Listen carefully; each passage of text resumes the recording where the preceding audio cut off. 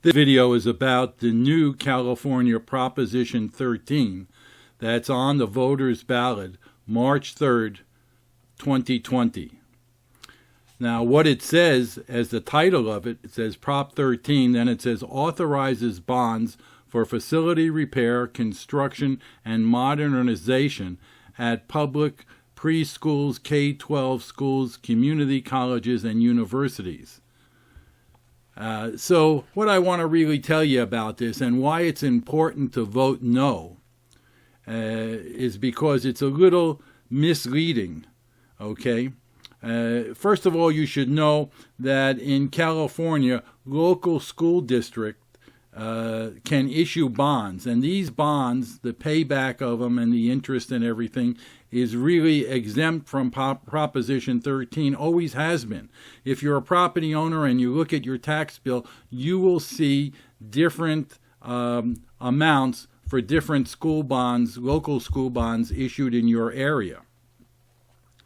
So now, what will this new proposition do? It will almost double the limits that school districts can borrow.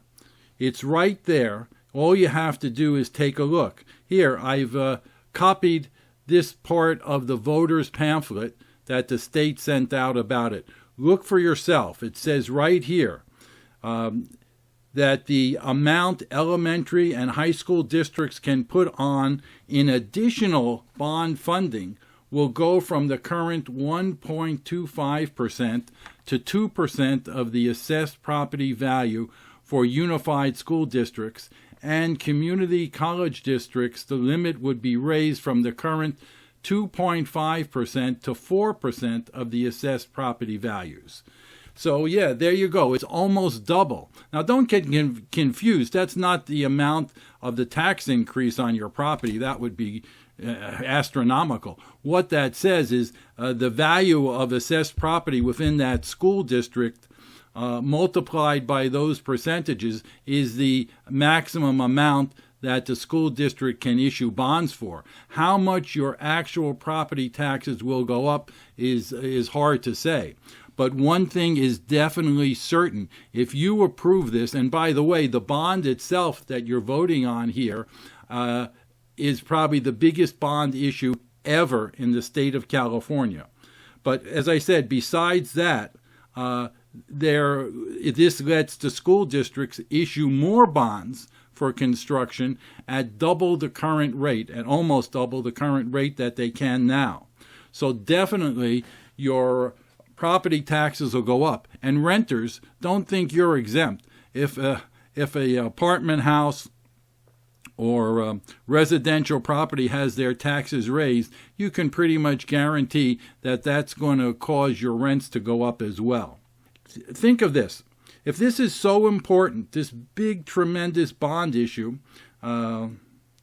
why doesn't California use its $22 billion budget surplus to take care of these problems? I mean, just look, they have a budget surplus.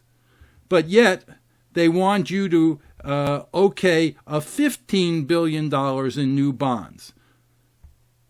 Why? If California would use their $22 billion in budget surplus, that would still leave California with a $7 billion surplus, plus they would not be on the hook to pay all the interest. Yes, it's estimated that the interest on the new bond alone will amount to close to $12 billion. So by the time this thing is paid off, it's going to cost the taxpayers of California approximately $27 billion. This is the largest California bond proposal ever. Also keep in mind that California voters approved $9 billion for the same issues to build and repair schools back in 2016. Well, what happened to that money? I think it's pretty strange, and maybe part of the total voter deception, that this tremendous bond issue and property tax increase measure was put on the March ballot, which is a presidential primary election ballot or special election ballot, instead of the regular November voting ballot for president, etc. So why do you think that was? And I personally think the answer is pretty simple. The special ballots or primary elections always have a very small voter participation as compared to the presidential regular November voting.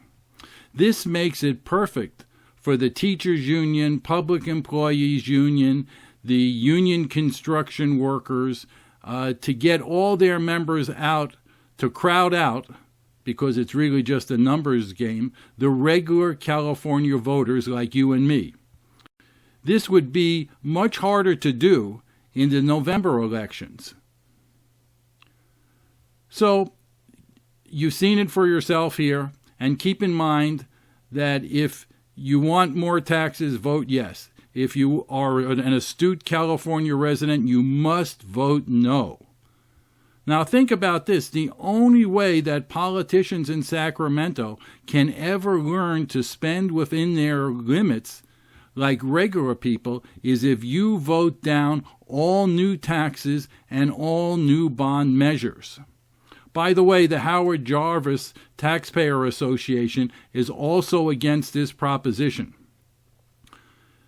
You should keep in mind that this is just my opinion. It shouldn't be considered real estate, tax, or legal advice. Just my personal opinion based on over 3 decades of San Diego residential real estate experience. Thanks for listening. Appreciate it. For information about the current condition of the San Diego residential real estate market, be sure to visit brokerforyou.com. The 4 is FOR and the U is YOU. Hey, thanks.